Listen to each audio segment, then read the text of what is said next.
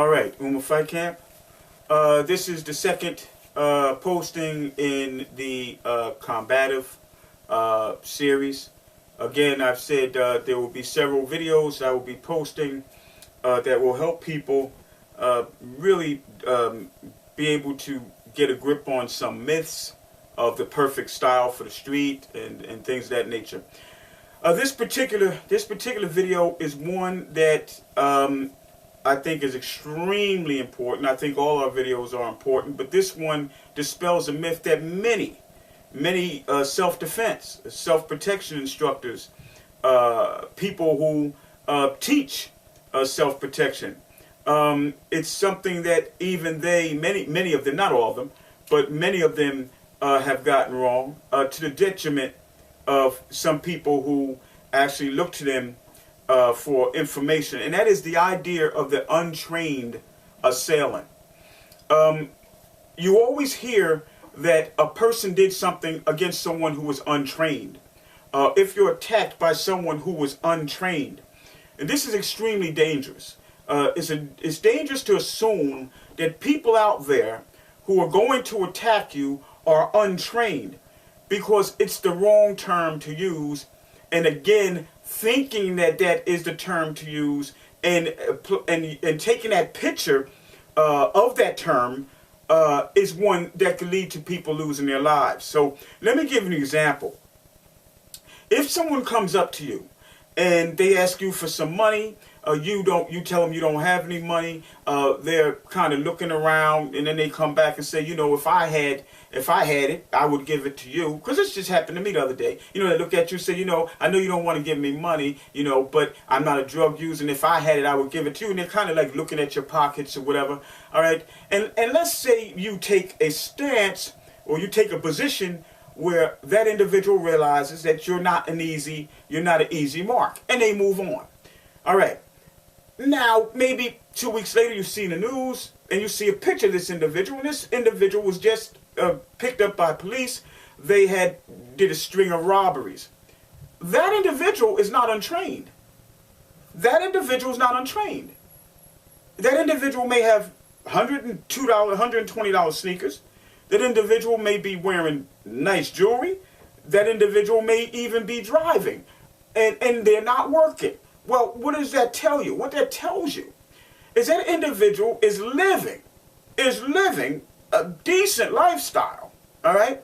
Like a lifestyle of people that would be working based on robbing people, That individual is not untrained. They're not untrained. There are, let's say for another example, that an individual walks up to you and they go to you get in a situation, they pull out a knife, and they pull out a knife and they fake towards you, and you move.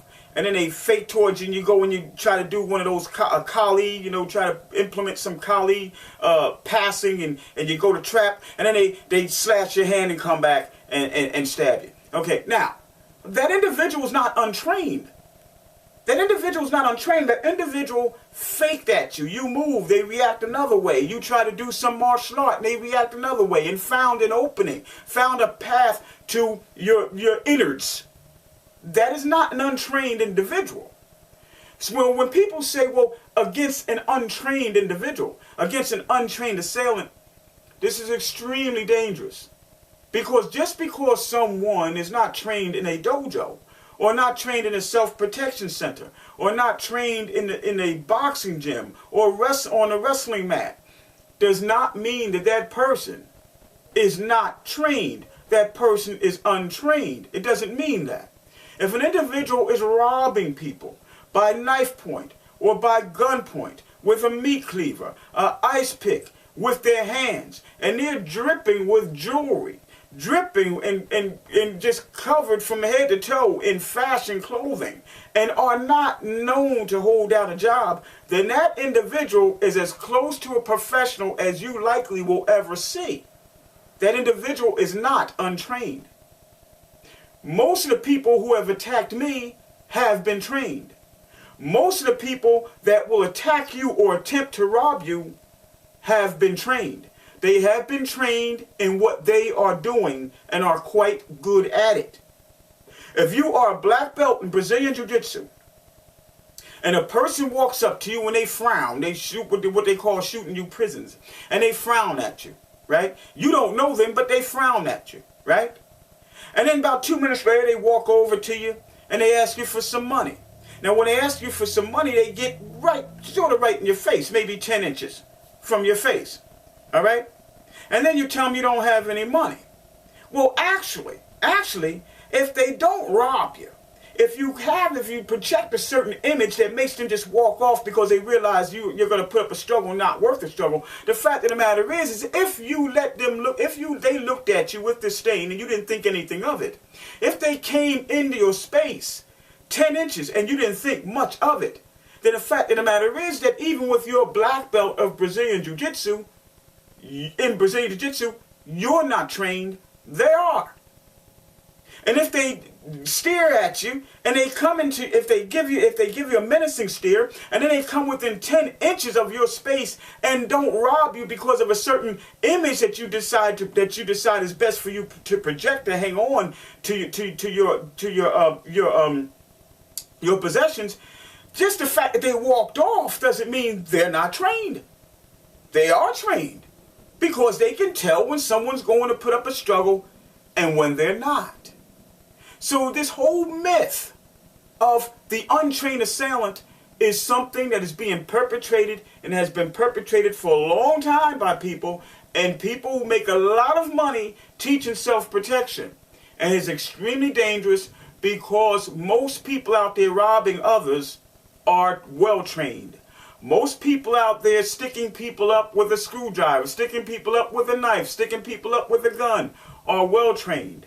Different people who will sucker punch you in the pub, sucker punch you in the bar, if that's what you want to call it, a saloon or speakeasy, a club, whatever, or in the local park. Those different people, if they can fake, if they can be deceptive before they do some deceptive movement, before they throw that sucker punch, don't say they're untrained. They are trained, or else they wouldn't have known to be deceptive to throw before they threw that sucker punch.